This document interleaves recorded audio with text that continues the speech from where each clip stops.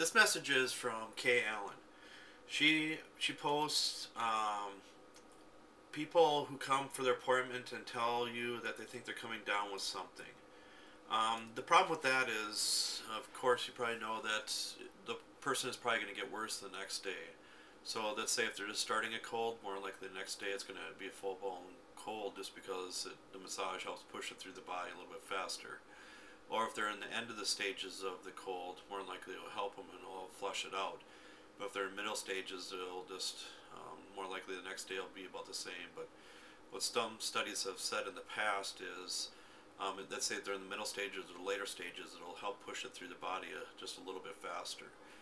I myself, when I had my business going, whenever somebody came in and saying they're feeling a little bit sick, I gave them the option if they wanted to have a massage and explain to them, more likely the next day they'll feel like crap, but it might push it through the system a little bit faster.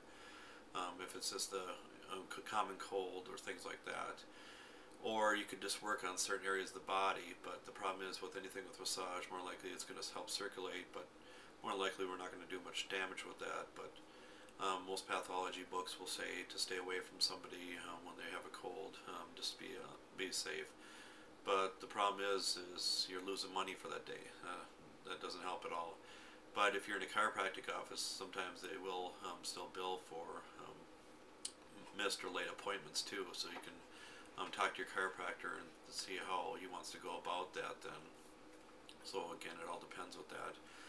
But otherwise, you can try to reschedule that person, but that's also hard too, because especially if you are booked way in advance, and most massage therapists sometimes they just work on commission, so that makes it even harder, so you're not getting paid that day. But then you can just push it back a few days or even weeks. It depends how far you booked out in advance, and possibly get them in that way. But I know some therapists, sometimes they're booked like a month plus in advance, so it makes it hard to rebook people. So especially if if you're ever sick, that makes it really hard to try to rebook those people, and you want to keep those regular clients, of course, and you might have to put in a little bit of overtime to satisfy those customers too in that aspect.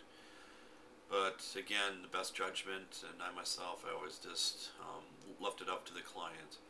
And I've heard of people in the past even having the client signing waivers saying that more likely they will be more sick the next day, not for them to complain or anything else or to come back after them if you do give them a massage.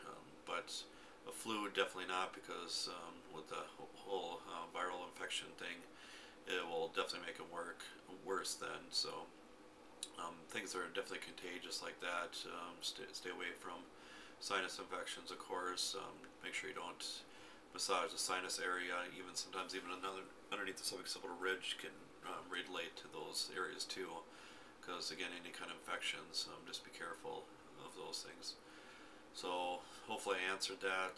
More likely I didn't answer it good enough for you, but again, myself, I just gave them the option what they wanted to, because more likely they know their own bodies better than anybody else, and they know how to, whether they think they should have massages. So especially if they've had a massage in the past a lot before, their body is more in tune with it and they can handle things a little bit more. So please leave your comments below what you've done before in the past when somebody has come in saying they're feeling a little sick, whether they should get a massage or not then. Thanks.